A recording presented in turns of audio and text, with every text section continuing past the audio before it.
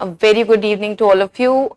Myself Rachna Chauhan, and I will be taking your current affairs for the day, that is 13th March 2023. And this day is also important just because yes, I wish you a very happy Holi to everybody and to your families as well. Play safe and be safe. Enjoy Holi with your family and the relatives. Just be safe. Those who are giving attempt in 2025, make sure कि you play safe and just do not get ill by anything. अगर बीमार पड़ेंगे तो you're going to lose some days and won't be able to prepare nicely, right? Okay, so this is the front page of the newspaper. Good morning everybody again, good evening actually. So this is the front page of the newspaper, you can see, and as usual this is the QR code which you people can scan and join the Telegram channel for accessing the related PDFs which are related to the sessions which are discussed over here on daily basis. So this is the front page of the newspaper. Yesterday we have discussed about the Mauritius, India and Mauritius relationship, strategic ties. So that is again in the news. You can go through that.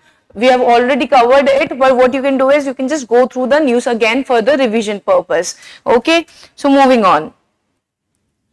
These are the various courses brought up by Tathastu ICS. If anybody is interested and want to prepare for civil services along with their graduation, so this is something is very specialized course brought up by Tathastu ICS.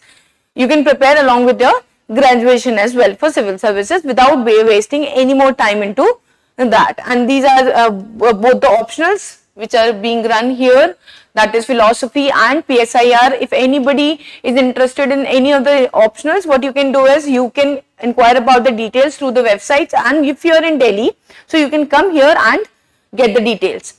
Okay, and this is something which is very important after you have completed your classes, that is the Pathsathi mentorship. So Pathsathi mentorship plays a very important role in your exam. How? That you will be assigned a mentor. He or she will be keeping a check on you for your better preparation if you're stuck at any stage in the civil services examination. So if anybody interested, go through the details. And as usual, we always start our session with a quote. So the quote here is, develop a passion for learning. If you do, you will never cease to grow. So you need to be passionate towards your goals. Any goal. If you're preparing for civil services, if you're preparing for any exam, and if you're doing any work also, that can be any kind of work, you need to be passionate about it. You need to be passionate. Why? Because if you're not going to be passionate, you won't be able to grow. So develop a passion towards your goal and set the target and achieve the target. Okay. So let's move on. What are we going to cover today? So these are the 4 news which we will be covering in detail. So first one is, that is Indian Railways to dig ponds under government mission Amrit Sarovar. So Amrit Sarovar is the part of the Azadi Ka Amrit Mahotsav. It is one of the pillars of that particular initiative. So the Indian Railways have decided to dig ponds actually, along with there was an initiative to dig around too many ponds under this particular mission, that is Amrit Sarovar. So Indian Railways are going to take up this initiative and are going to build ponds along in the districts. So we need to understand what this initiative is going to be and how it is going to be useful in the water scarcity districts, and many more things and consequences we will see in the further slides. And second one is APAR ID. APAR ID here is APAR ID. Basically system voluntary, but activists and parents raise concern over growing mandates. So this APAR ID is being, this initiative has been taken by Ministry of Education, and what they're asking is, they're asking that there will be a digital documentation of all the records of the student. They want to digitize all the records of the student so that there can be a one platform, so that anybody who wants to access the information, they can access it through that portal. They want to access, if you and me as a person want to access the details about the records of our and if our relatives as well, what we can do is we can access the records from that particular portal. But first it was made voluntary, but now CBSE and some other state boards and some other stakeholders, what they have said is that this should be compulsory, that this should be mandatory. So there, because of that, the concerns are being raised that this should not be mandatory. What you need to do is you need to make it voluntary. Those who want to digitize their documents and the records, they can do it, and if you don't, you should not do it. Moving on, design stage of small module reactor completed. So this is a very important thing which you can study in context of your mains and prelims both, and this is the part of GS3 paper. So basically the small module reactors design is completed, and we are waiting for the approval for the construction purposes. So we have to understand the pros and cons of these small module reactors and what growth they are going to bring in coming future in terms of India's interest and at the global level as well. So we will understand about that. Fourth is, should India focus on its global image or domestic concerns? Yes, this is a very good article which you people need to read in particular. That is what India should do. After this G20 presidency, what has happened is that India is more focusing towards maintaining and strengthening its image at the global level. So what is happening here, that some of the survey was conducted around too many states and cities and the union territories. So what the respondents over there, they had a mixed reviews around this, that what India needs to do. Does India needs to focus more on building its image, or should India focus on the domestic concerns, the poverty problems, and there are various problems around India right now. So what India needs to do? So we will understand about that, exactly what needs to be done.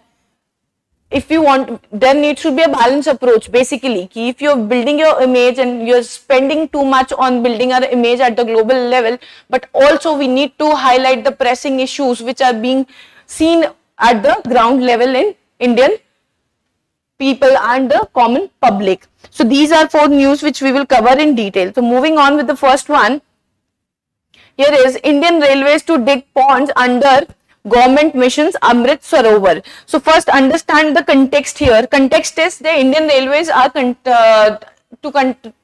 construct rejuvenate ponds under mission Amrit Sarovar to address the water scarcity. Water scarcity is the main aim of this particular initiative, and promote climate resilience. Okay, climate resilience should be promoted by this. So these are the 2 aims why Indian Railways have taken up this initiative, that we need to promote the improve the water scarcity problem, to address the water scarcity problem, and the second is to promote climate resilience. And second one is that excavated material to be used for railway embankments. So here embankments, you all know ki there is a structure made up by soil. So the excavated soils which are being will be there after constructing these ponds. So that is going to be used in making this that material will be used in making railways embankments in coming future. So this is a very good initiative through which we are going to address the problem of water scarcity in particular districts, and along with that we are going to use those excavated materials in coming future for Indian Railways as well. Background, first is Mission Amrit Sarovar 2022, target of 75 ponds per district. Any district where this initiative is being taken up, so it is a target of 75 ponds per district. So if there can be a question related to it in the prelims, what you need to do is you need to keep in mind ki how many, what was the target and what were the provisions of the mission. It is a part of Azadi Ka Amrit Mahotsav, as I told you guys, and the second is 68,000 ponds completed till October 2024. 68,000 ponds are being completed. So this program is running very fine, and this is going to be very beneficial for the districts of where the water shortage is being seen. So phase 2 emphasizes community participation, that is Jan Bhagidari and ecological balance. So phase 1 is completed, under which 68,000 ponds are being constructed, and in the second phase what we are seeing is, what we want is, that is community participation along with the ecological balance. So this was the context and the background of this particular article. Moving on, what is the significance as an importance of this, and what are the positives and the negatives we can see out of it. So significance here is, that is, water security through surface and groundwater recharge. Yes, because ponds we are going to construct, so it is going to play a very important role. Second is eco-friendly use of excavated soil in making the railway embankments and railway infrastructure. Third is your, that is, promote climate resilience, rural livelihoods and community involvement, because ponds where you will be constructing the ponds, so that community will be involved. So these are going to be the main important significance of this particular initiative. What will be the positives? Again, the same thing, that is boost local water availability. Water shortage districts में local water availability boost हो जाएगा. Second is support railways infrastructure sustainably, and third is encourages interministerial collaboration. So this was the significance and the positives. Now we'll understand what will be the challenges of this particular initiative taken by Indian Railways. So first is, that is, identifying suitable sites. Just a second. Identifying suitable sites near railways. So first of all, you need to identify the suitable sites near railways, and then you can start building the ponds. And second is ensuring long-term maintenance of the ponds. Yes, if you are going to construct ponds, but if there is no maintenance of it, then that initiative is not going to be beneficial for the districts around which they are being constructed. Third is managing land acquisition and community issues. Yes, you cannot just go and start digging the ponds. What you need to do is, you need to understand that only when you can do this, then when the community is being involved in that particular decision of the Indian Railways. Way forward is effective coordination is required, community ownership is required, use of technology, GIS mapping is required, and regular monitoring and audits of the impact assessment. So if we are going to address all these things and adopt all these things, then we can think that yes, we are going to be successful in this particular initiative. It is a good initiative, but again, keeping in mind the challenges and the problems, we need to come up with the detailed and comprehensive plan so that this initiative is proved to be beneficial in the coming future.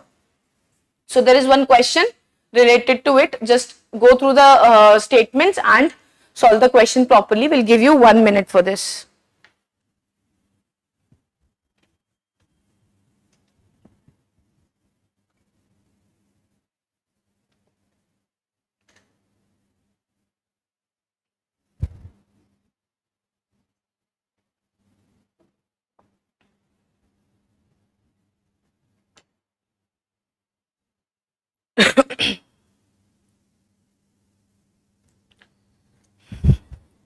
Yes, so the question was, with reference to mission Amrit Sarovar and its linkage with Indian Railways, consider the following statements. So the first one is, that is, mission Amrit Sarovar launched in 2022 aims to develop at least 75 ponds per district across India to enhance water security.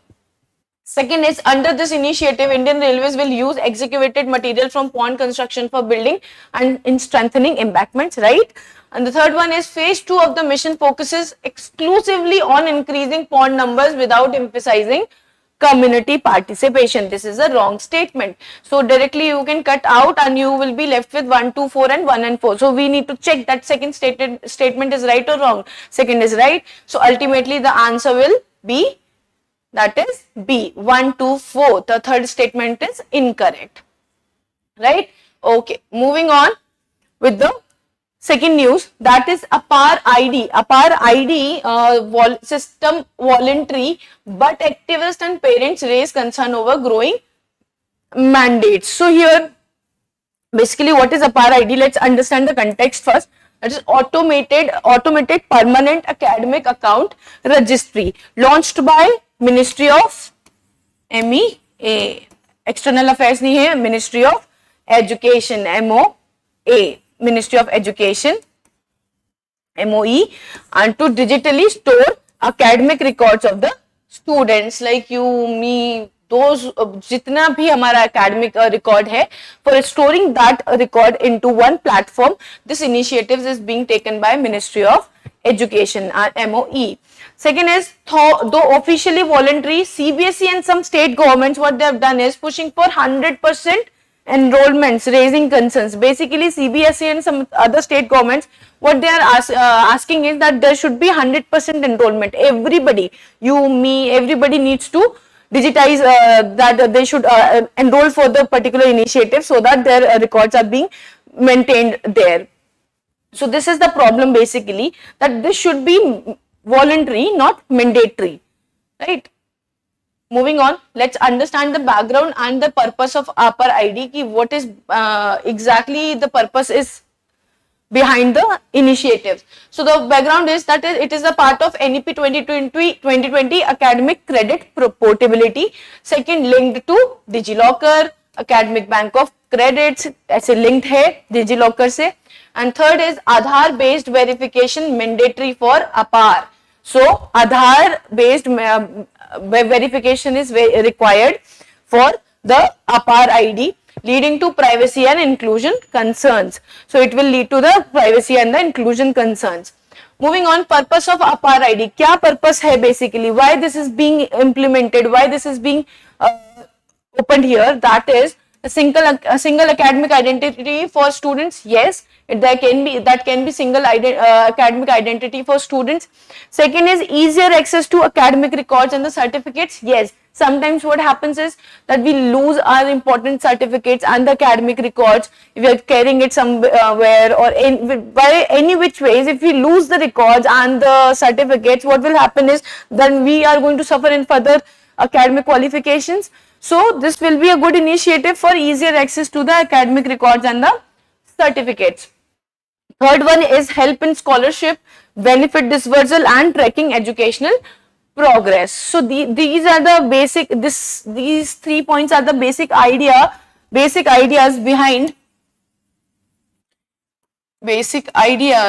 behind the purpose of APAR ID, ki why we are coming up with this particular initiative, right? Moving on, now we need to understand that this is a good initiative, but again there will be concerns and the challenges associated with it. So the first one is that is voluntariness versus mandate. The main problem is with this, that CBSE and some other state governments, what they want is that this should be mandatory, but the initiative in itself says that it is voluntary. If you want to hand over all your certificates and the records to the particular platform, you can, but if you don't want to, just like DigiLocker, if you are using DigiLocker, it is up to your wish, that is not mandatory. So madrasas threatened with derecognition for non-enrollment. If there are no enrollment in the madrasas, what will happen is that they are being threatened with the derecognition, which you can say derecognition, which is a huge threat given to the institution. So this is also something, a very big challenge and the part of concern.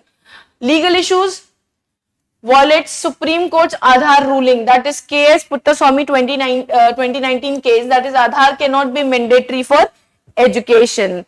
So this was the ruling given by Supreme Court, but again they have made the Aadhaar verification mandatory, so we can understand that there are some legal concerns related to this initiative. And then privacy and data security, minor sensitive data without legal safeguards. So you need to come up with good data protection laws if we are going to provide our data to this particular platform. This is going to create a problem, right? Moving on, exclusion risk, that is Aadhaar mismatch leading to denial of enrollment and the benefits. Yes, this is also a very big problem, because sometimes what happens is that is our records and the certificates and everything, the name doesn't match over there, so because of which we will not be able to enroll into that particular thing. So there would be too many exclusions of the common public. So we need to understand the concerns and the challenges and then think about the initiative, right? So positives, we'll see if properly implemented, what will be the positives out of it. The first one is that is streamlined academic records. Yes, you can find all your records and the things at one platform. Second is fraud prevention. Yes, you are secured with the records and the certificates of yours. And third is portability across institutions की easily portability है कि आप वहां से उठा के directly कहीं पे किसी भी इंस्टीट्यूट में if you want to take admission you can send your records and the certificates. So these are the positives. Negatives again privacy violation. Just we discussed that Aadhaar is made compulsory in this particular thing. So yes, this is against the Supreme Court ruling of we have seen KS Puttaswamy case of 2019. Legal contradiction, exclusion due to Aadhaar dependency. So there will be too many exclusions which we have read in the previous slide which will impact this initiative. So way forward क्या होना चाहिए basically कि those who are making the enrollments, that those enrollments should be voluntary, not mandatory. Second is decouple from Aadhaar or offer alternatives. Yes, Aadhaar should not be made mandatory in this particular process so that it becomes easier for the common public to get enrolled into this platform. Pass strong data protection law for the privacy concerns, establish grievances redress mechanism, and ensure compliance with Supreme Court rulings and the RTE Act. So these way forwards needs to be taken care of properly so that this initiative, which is a good initiative and a good thought, but this needs a proper implementation and proper programming so that this can be run smoothly, right? Okay, moving on. This is the third news which we will cover, that is design stage of small module nuclear reactor completed. So basically the design stage is completed. Now we are waiting for the approval for the construction. So let's understand the context first. The first is design of BSMR completed, awaiting for approval, which I told you guys कि approval मिलेगा उसके बाद we can start with the construction, right? Construction to take 60 to 72 months post sanction. If we are allowed, then it will take around 60 to 72 months. Said by our Union Minister Jitendra Singh. And the capacity of the BSMR is 200 megawatt each using slightly enriched uranium.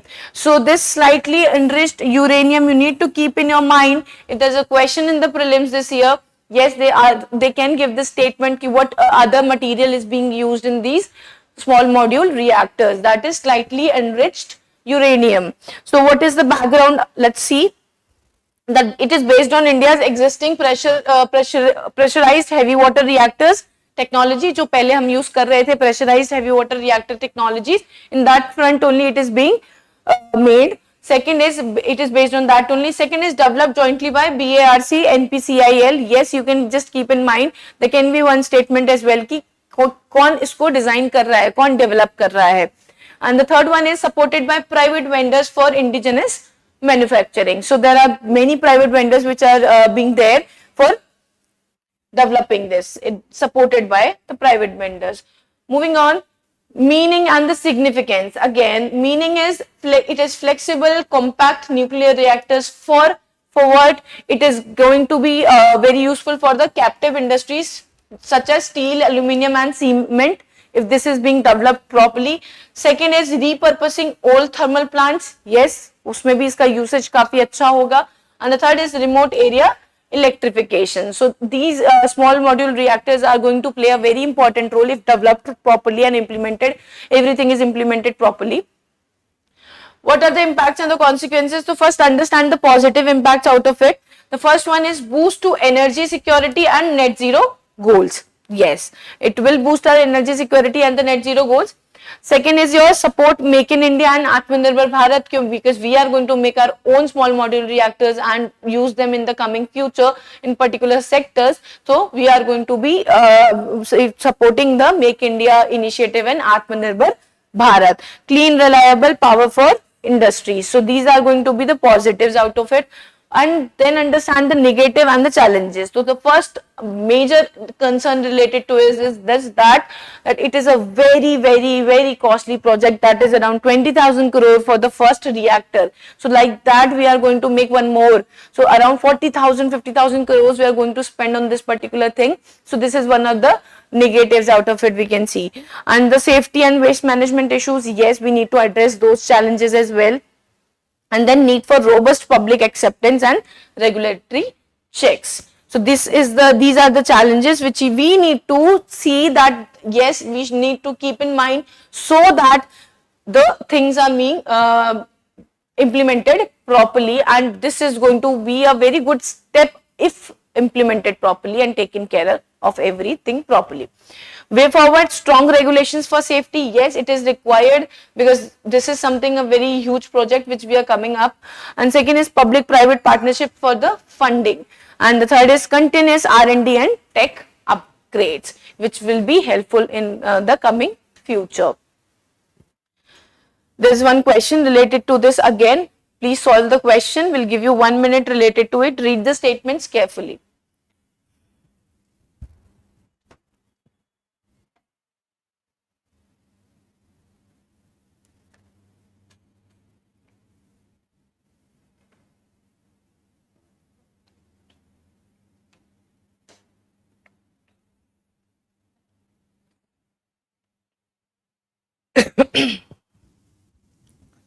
Yes. So with reference to Bharatiya small module reactors being developed in India, consider the following statements. So we have read about the BESMR. Now we will understand the capacity of each BSMR unit is proposed to be 200 megawatt. Yes, I have already told you guys this thing, and it will use slightly enriched uranium as fuel. Second one is BSMR are designed only for remote area electrification and not for industrial use. Directly you can say the second statement is wrong. If you understand the second statement is wrong, just eliminate the second statement and you are left with 1.3 and 1.3.4. So you need to check whether fourth statement is correct or not. You don't have to go to third statement as well.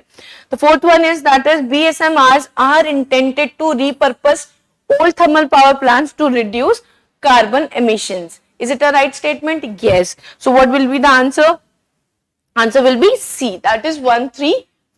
Only second statement is incorrect. Just read the explanation in the PDF. When you will get the PDF in the comment section, then you can read the explanation. Moving on to the last news which we will discuss, that is, should India focus on its global image or the domestic concerns? So there are various domestic concerns which we can see. For example, poverty, hunger, education, healthcare sector, various domestic concerns are being seen these days. But what is exactly happening after G20 presidency, that India is more focusing towards building its image at the global level. So what we need to understand here, we need to understand what needs to be done. Does India needs to focus only on making its global image and keeping aside the domestic concerns?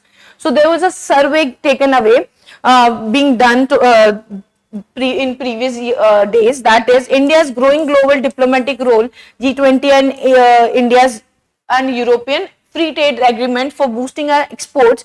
So sparks debate, global image versus domestic issues. Survey was done by Lokniti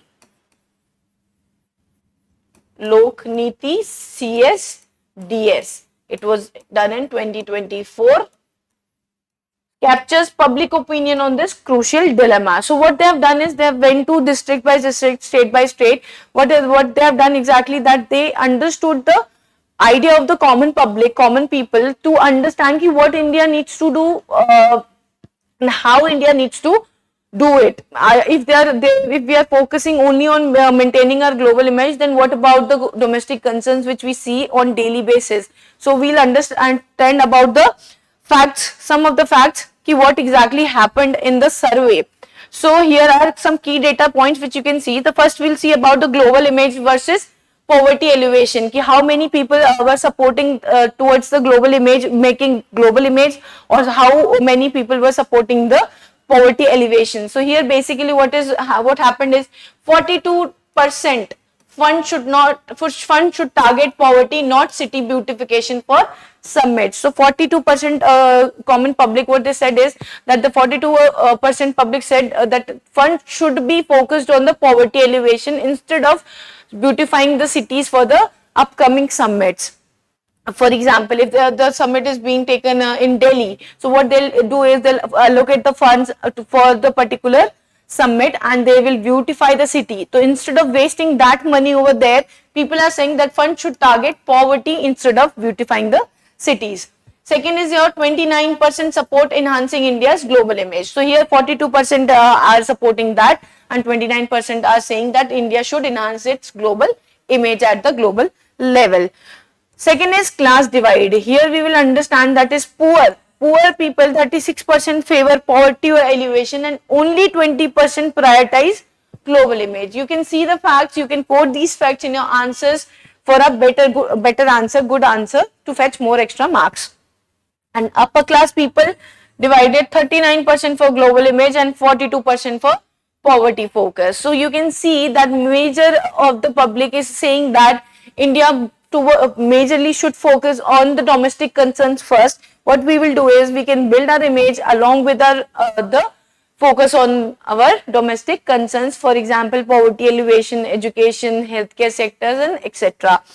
Trade policy, for example, I told you guys that India, European Union free trade agreement. Regarding that context, we will talk that 37% pro export for global standing and 39% for limiting exports to protect domestic market. So it is around same only, that is 37% of the people are saying that we should do more exports for the India's economic growth, but 39% of the people said that we should limit the exports to protect our domestic markets. So this was in terms of the trade policy. Now moving on, that is farmer protection. So farmer protection, basically 64% of the farmers support import restrictions to protect farmers. So there should be import restrictions to protect farmers. So 64% of the people are saying this, and 12% favor import despite impact on the farmers. 12% public are saying that no, there is no problem in favoring the imports by keeping the interest aside of the farmers. So what will be the implications out of it? Let's understand. Implications: positive for the global engagement, yes, it will boost investments, diplomacy, trade, etc. Second is strengthens strategic position against, example, against China. We will be strengthening our strategic position at the global level. So these will be the positives of the global engagement. Risk or if domestic issues ignored, if domestic issues are ignored, so what will be the risk which we will face in coming future? That is poverty is one of the major factors which we'll be seeing. Second is farmer distress, inequality, public discontent, and social unrest. So all these things will be there if the domestic issues are being ignored. So what needs to be done? Why, how this thing needs to get balanced? A balanced approach is required for this particular thing. Otherwise, ignoring the domestic concern and building the image at the global level is not going to suffice the request of the common public. The survey, why the survey was conducted? The survey was conducted to understand the opinion of the common public. But if you're not going to take up the interest of the common public, you're not going to work in that front, right? So what will be the way forward? Way forward here is that is balanced policy is required, global role plus domestic welfare. That is what I told you guys right now. And then prioritize poverty alleviation, farmer support through PM Kisan, MG Narega, MSP, etc. Ensure FTAs protest sensitive sectors, specifically the agriculture sectors. The free trade agreement को कहीं ना कहीं कुछ sensitive sectors को साथ में लेके चलना होगा. We need to protect the interest of our farmers because 70% of the population of India is belonging from the rural background. So we need to protect the interest of the farmers and focus on inclusive growth and job creation. For example, Make in India initiative needs to get support, a proper support from the common public. So these steps can be taken up to tackle this particular problem. Balanced approach is required. A comprehensive balanced approach is required for maintaining both the things. You should maintain your good global image in countering other issues, but again without on the cost of the domestic concerns. So this was all from my side. I hope the session was helpful for you people. Again, I will wish you very, very happy Holi and see you in the next class. Have a very good day ahead and thank you. Thank you.